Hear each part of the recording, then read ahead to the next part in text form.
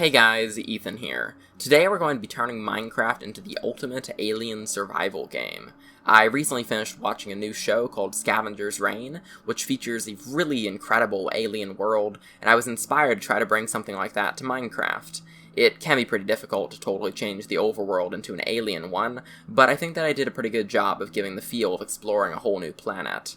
Oh, and I did just want to mention that I've been sick for the past week, so do forgive my voice sounding a little off. Anyway, let's get into it. Alright, so first up we have performance and visuals. I won't linger here for too long, but basically this is built around rubidium, which is going to get a lot more FPS, especially in the more demanding areas. It has an add-on for dynamic lights, which of course everyone appreciates, and going beyond that, we're also going to install Oculus, which allows us to run shaders. Specifically, we're going to be running complementary reimagined, but to be honest, shaders are a matter of personal preference, so whatever you think is probably going to be fine. Starlight will also assist with some of the lighting issues, especially in bigger areas. And finally, we'll have JEI so that you know what to craft. Moving into the fun stuff, we have world generation. So first and foremost, we're going to be getting the mod Above and Below, which adds these really interesting sky islands, which I think gives a good feeling of uniqueness that isn't really present in a lot of overworld generation type mods, and it'll also give you a whole second layer of the world to explore up in the upper atmosphere. Beyond that, we have Unearthed, which essentially adds a bunch of new types of stone to vary up the world, and it really gives it a different planet kind of feel, which I really appreciate. We also have Immersive Weathering, which is something that I include in most packs. It just adds a whole bunch of new environmental features like cracked mud and permafrost and ivy, and it makes the world feel more lived in and detailed. Now, we also have HAL's Enhanced Biomes, which is going to take all of the base game biomes and make them feel modded and more detailed. It gives the world an overgrown sort of feeling, which I really like. Now, as far as new biomes go, first up we have Desolation, which is a mod that adds a burnt-out forest biome inhabited by a few strange new creatures. And what is an alien planet if not dangerous? So I do really like the feeling of this destroyed forest. We also have Dreamland biomes, which is starting to encroach on new mods, but these biomes are various fantasy type things. There's tar pits and strange new forests, toxic jungles, all of which really hammer home the feeling of alienness, and of course include all sorts of matching new creatures. We also have Ager's Lushroom biome, which fits a very similar feel in that it has one biome that includes giant mushrooms and all sorts of matching creatures, which vary up your gameplay. We also have Pinky's Miscellaneous Biomes and Mobs, which currently only adds one biome, that being the Salt Flats, which are of course inhabited by all sorts of new monsters. The idea for these new biomes is that they'll make your environment feel, well, new, by having all these new experiences and new creatures, and really it makes you feel as though you're exploring a whole new world, rather than just a modified overworld. Going into mobs, we have a good little collection of creatures. First and foremost, we have the Demogorgon mod, which adds, well, the Demogorgon from Stranger Things. It's kind of difficult to get, unique alien creatures, so I think it's acceptable to have a few pop culture ones, especially when they're just so well done. Now, we also have Aardvark's Mutant Bug Monsters, which, as the name implies, adds all sorts of new bug-type creatures. It's inspired by older mods such as the Erebus, and these new creatures, you'll be able to do all sorts of things. You can collect and taxidermy them, and they provide a new challenge as you explore this strange new world. There is also a bit of a smaller mod called Elemental Animals, which essentially adds a number of elemental animals. The main reason for getting this is for this sort of cloud lizard guy who you'll be seeing a fair bit of when you're up exploring these sky islands that I discussed earlier. Now, really going in a different direction, we have Monster Hunter Legacy, which again adds some pop culture creatures, specifically a bunch of different creatures from the Monster Hunter franchise, which is a game series well known for, well, the big monsters that you hunt, as the name might imply. And here I included it because it gives a whole new ecosystem to this world. All sorts of reptilian, almost prehistoric looking creatures that fill out the world and really do make you feel like you're living somewhere that's not exactly the overworld. Going beyond that, we also have Monster Hunter Heaven and Hell, which does much the same thing, but it has a different take on it. It has a very different style, and I really appreciate both of them for how they fill out the world with these incredible new beasts that feel so different from anything that could live on Earth. And of course, both of them, going along with the Monster Hunter themes, has all sorts of armors and weapons that you can create from the monsters that you slay, so you really get a feeling as though you're surviving and conquering this world. Back to a smaller mod, we have Species, which just adds a handful of interesting little new guys to explore in the world that feel, again, sort of alien. We also have Critters and Cryptids, which adds a bunch of more fantasy than alien creatures, but again, it's difficult to get fully alien ones, and they're just really neat. I like how they fill out the niches in the biomes that aren't really filled by the bigger guys from, say, the Monster Hunter mods or any of the other stuff that we have. All of it really does help to vary your gameplay, and this one in particular has so many rare creatures that you'll always be on your toes, always running into something new. Now, getting into the really alien, we have Pathogen Monster Plague. This is a bit of an obscure mod that adds these sort of reptilian aliens in your world that it isn't a true infection mod in that they aren't, in a constant surge overtaking your world, quite like parasites or something like that. That wasn't the vibe that I was looking for with this. But these ones, they can infect normal base game creatures and slowly turn them into more of these alien reptiles. And you'll, of course, find the reptiles themselves spawning all throughout the world. And they fit pretty well stylistically with the ones from Monster Hunter. So it gives a bit more of an idea of history. And honestly, Critters and Cryptids, the ones that I already talked about, has a lot of reptilian creatures as well. So this alien world is certainly one that's rather reptile-dominated. Now, there is a boss mod that I've added as well, Bossominium, which all the creatures aren't exactly perfect in their themings, but a lot of them have a focus on, like, ancient constructs and golems and creatures of that type, which I like the idea of you stumbling through this alien world and encountering these ancient constructs, things left behind by some long-gone alien race. All the bosses can be summoned, and you do get a guidebook at the start. Now, going beyond that, we have the Tech and Exploration section, which, at its heart, we have a good chunk of tech because, well, it's alien stuff, it's sci-fi, but there's a little bit of magic, and that magic comes in the form of Infectum, which is a alien-focused mod that does have a bit more of an infection, like, world-overtaking feel than something like Pathogen Monster Plague, but it's fully optional. What I mean by that is that in your world, you will encounter these ancient cultist structures that relate to the various alien gods in Infectum.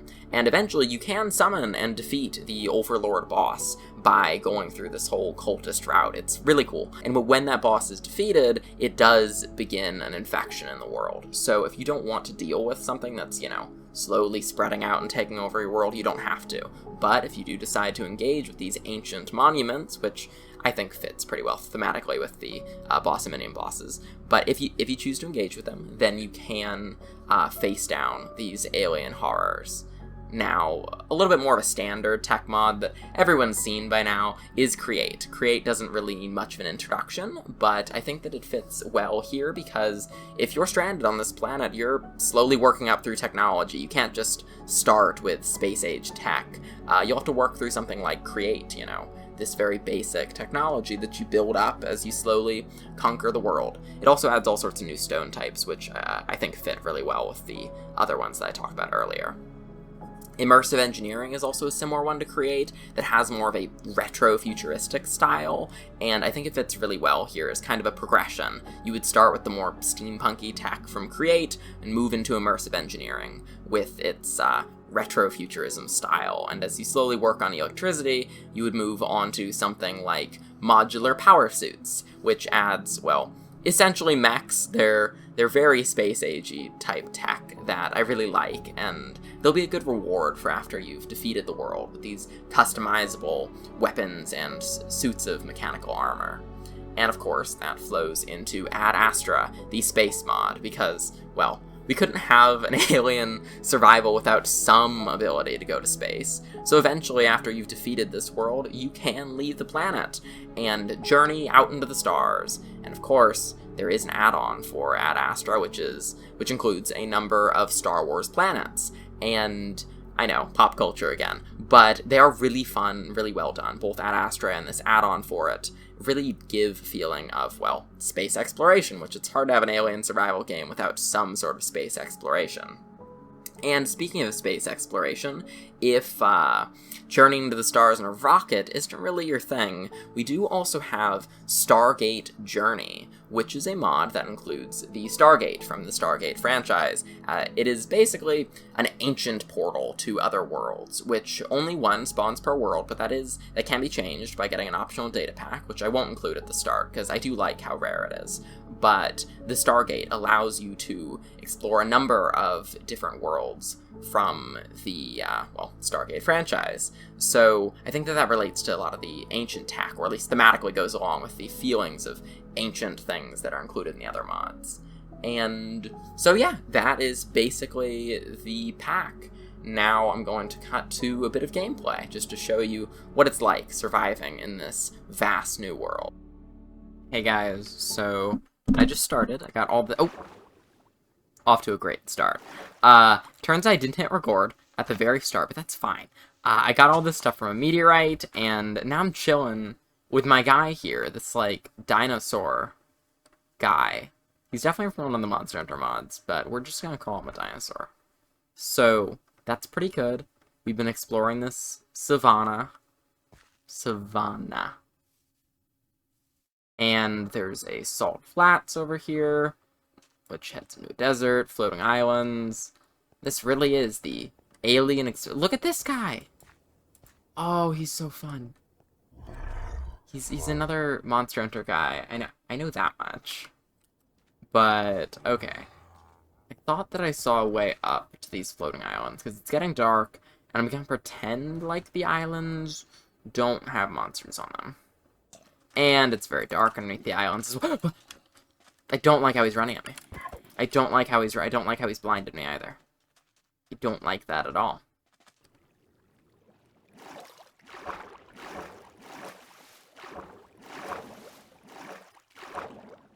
See, the islands at the bottom are made of powdered snow, which is not the greatest for traversing. So you can't stand on it. Wait. Oh no, I can stand on it. I have leather boots. No problems here. No. I'm starting to wonder if the island really was such a good idea. That looks fun over there, though. Let's see if I can figure out a way over there. I'm not gonna... You know, I'm gonna ignore the little orbs that are floating toward me. Just gonna pretend like they're not there. Oh my... Never mind. You know what? Okay. That's fine. Oh boy. I sure do love toxic marshes. With no stuff. No items. Just me and the tar status effect. This sure is jolly. You know, this feels really familiar. I think it's one of the Stargate things.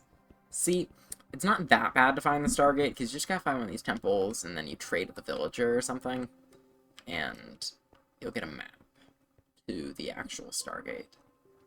Unless there's one in here. I think there's one. Oh! Wait, no, there's one of these things. Okay. It's doing some testing, so... These just send me to various overworld coordinates. Okay.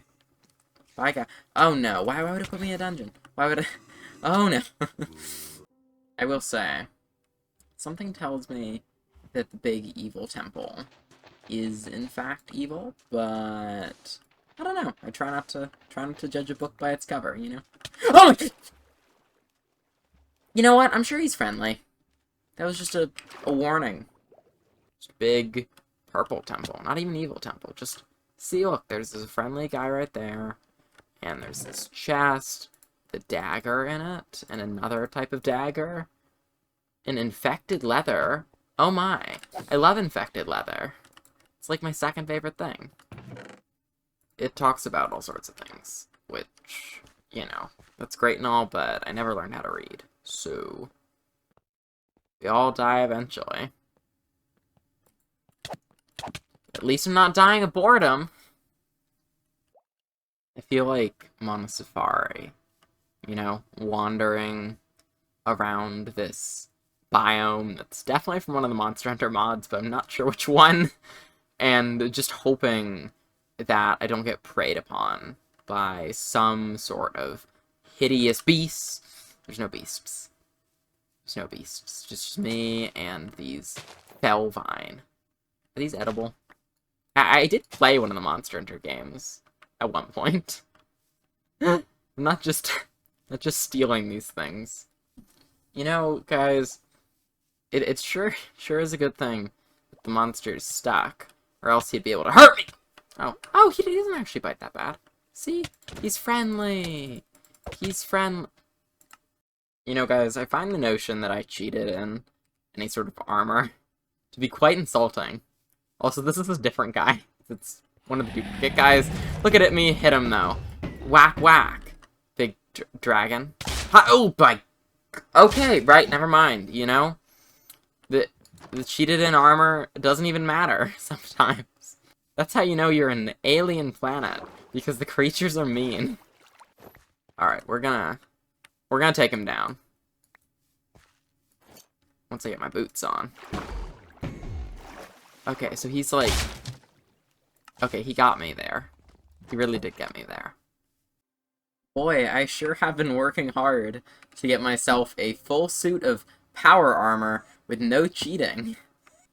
Man, I feel cool, and I'm ready to take on this big guy. He's a Rathalos. See, I played Monster Hunter. Look at that, I hit him with my plasma cannon. Betcha can't do that in Monster Hunter. I'm so glad to be playing in this game. Oh, that's the wrong button. You know, I'm starting to wonder if maybe I didn't actually correctly install the modules into the power suit. Okay. We can do this. We can just spam. Okay. There we have it. I didn't even show off space. Is space net? Nah, it's fine. You guys can go and explore space on your own. Thanks for watching me die, and let me know what you want to see next. I'm trying to do more vids where I'm little more vids. People don't say that. No one says that. More videos where I'm like more cheery instead of speaking in a super sad tone like the whole time. Also, my voice is better than it was at the start of the video, but that's fine. I canonically healed myself over the past... How many minutes is this going to be? Like, 10, 12 minutes? Whatever. That's that. Thanks for watching, and download is in the description. I'll have the mod pack up for the video, so you can go and play it, or download it yourself, or all that fun stuff. So, yeah. Good luck out there, kid, soldier, bye. Oh, subscribe. Do that too. Subscribe, and maybe next time I'll learn how to use the power armor instead of just desperately scrambling to put something together for an outro. So, thanks for listening. Bye-bye.